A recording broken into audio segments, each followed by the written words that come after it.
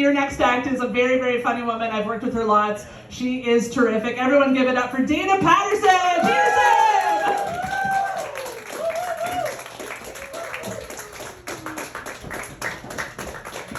Hello, hello. I gotta put something down, hang on. I don't usually bring my drink up here, but it is Saturday, so why not? Hi, wow, it's been, oh Mark, you know what? I'm in the tripod right behind you, so if you want to sit down, okay. Pause to cut that out of the video, Dana. Okay, let's go.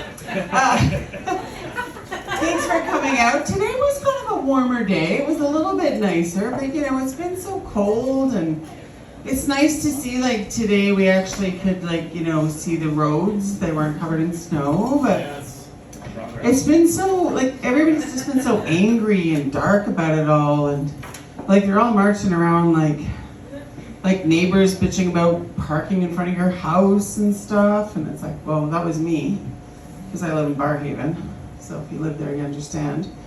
And you know, you get intolerant of a lot of things this time of year. And I sort of feel like everybody's walking around like they're sort of like a 50-something woman in menopause, you know? And then you all got the frozen shoulder now, right? So everybody's just kind of doing one of these at you, and yeah, welcome to our world. That's where we're at. But anyways, it was so cold a few weeks back that, like, I got frostbite from the underwire in my bra. Yeah, it was really bad. So I had to put cortisone cream on it, and yeah, luckily I keep cortisone cream in my purse, so that was handy. But you know, I got bigger boobs, you know, I'm a curvy girl, and usually they're pretty warm under there, you know? So it was odd that I got frostbite. I mean, usually I got my sourdough starter going over here on the left, you know, and melting the popcorn for butter for our popcorn on the right. You know, and in Barhaven you're allowed to have chickens, so I got a couple little eggs that are little hatchlings under there. We're just warming them up, see if we can get some chickens by spring. So yeah, that's going well. But you know, a lot of things change at this age, and one of the things that changes is your underwear drawer. It really changes. Like, when you're younger, you call them panties, right? And they're cute and everything. I mean, my underwear drawer, there's nothing with a string on in there anymore, boy. It's granny at the back with maybe a bit of lace at the front if you're lucky. Yeah, so we don't even worry about that anymore. And my God, my shapewear is like something Iron Man would wear. You know, it's just like snapping and clicking in, and I think it has a battery pack at the back with a fan. And then the other day I found these sticky gloves in my drawer, and I thought, what are these for? And I thought, is it that shapewear? And I thought, oh no, these came with my compression socks that I bought from the doctor. Yeah, so between the socks and the shapewear, you know, that term, no glove, no love, is really starting to mean something in our house, because we're going to pre-plan that so we can get all the elastic off of me. But, you know, we're working through it. It's just sort of how it is. I'm kind of intolerant of a lot of things at this age, but I'm also intolerant of myself. I identify as a Dairy Queen mudslide. So, and I'm also lactose intolerant, so it's a little bit of a challenge right now. But I've got pronouns, you know, chocolate, caramel, pecan. I'm a little salty, I'm a little sweet, you know, I got some layers. So yeah, it's going well. I read an article the other day where after you work out, if you have chicken and rice, it'll build some protein, muscle, whatever. But if you have a Dairy Queen Blizzard, it does a whole lot more. Like, they're proving this now. So now I just put my yoga pants on. And at this age, you're always sweating. So I just slide into Dairy Queen like post-workout and get my mudslide and just pretend, oh, yeah, the gym was brutal today. Because you'll never find this girl in a gym, that's for sure. Yeah, anyways, I digress. The other thing that's gotten weird is my purse. It's weird now. There's cortisone cream in there, you know. There's Tums. I had to actually upgrade to Pepsid. recently. A friend gave me one. We were at a card party, at a euchre party. Oh, take this. I was like, great. I didn't even ask what it was. I just popped it in with some water. Like, that's what we do now, all the girls. Like, you're passing around pills like drug addicts, and it's magnesium and B100. I promote magnesium to everybody. Everybody. Before bed, 2. It's perfect. But, I've also got like a little fan in there, and what else is in my purse? There's some really weird shit in there now. But the cortisone cream came in handy, so it's not always a bad thing. Oh, lip balms, lip glosses, and lip balms. I got about 8 of them in there. Seriously, I can get my purse right now and show you. I got like the regular one, I got the one with the little pink shimmer, I got the one with the little shimmer.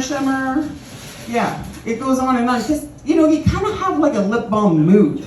I don't know about you guys, but sometimes you're like, what am I feeling? Like today, what am I feeling? Yeah, I don't want lip gloss today. No, we're just going with the regular balm. The lip liner, forget it.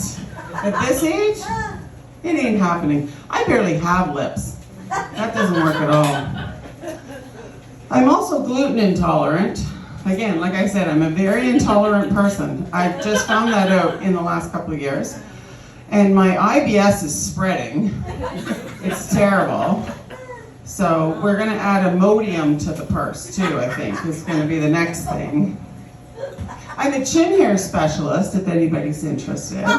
I'm getting into aesthetics in my old age.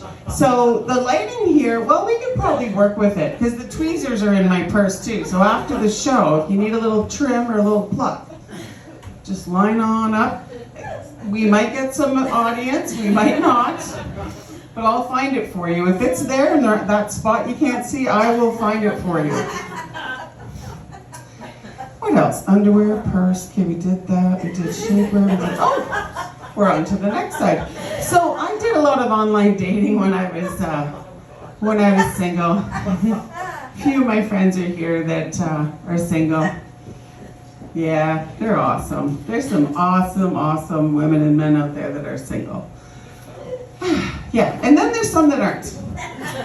So Valentine's Day, everybody made it through Valentine's Day okay? Because it can be kind of, it can be okay, but it can be a little disappointing. One time on Valentine's Day, I went out with this little guy, and he was so small, because they like the curvy girls. I nicknamed him Valentini. Yeah, he was cute. Then I tried going out with a French guy, and his name was Philippe Floppe. The problem was he wore flip-flops to dinner, and it was February, so I had to get rid of him. And don't tell the single guys, your shoe wear matters. You ever hear the ick factor? Shoes are part of it. Yeah. So then I thought, let's go Italian, right? So then I met this guy. His name was Tony. And I thought, this will work.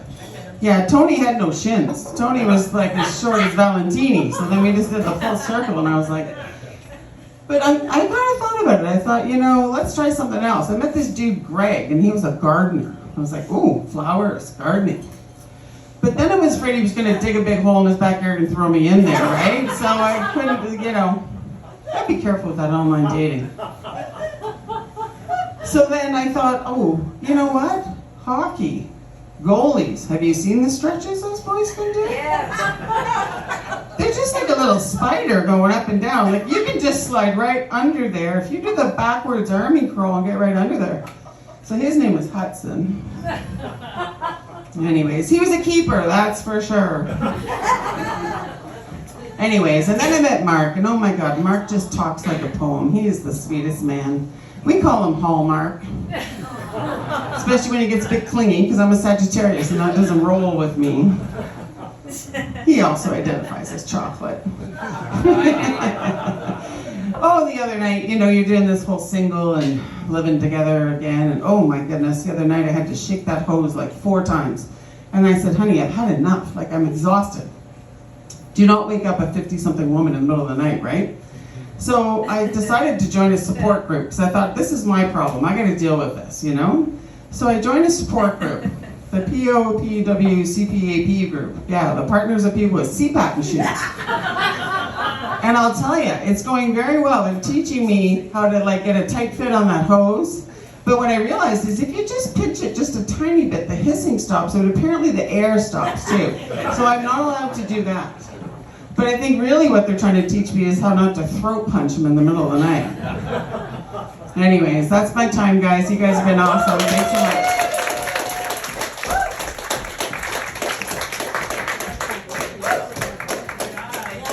Keep it going for Dana Peterson, everybody. I was so excited to see her. I messed up your name a little bit. I'm so sorry for that. That's That was okay. rude of me. It's Peterson. Peterson. Oh my gosh, you guys, your headliner is going to be up here in a couple minutes. Are you excited?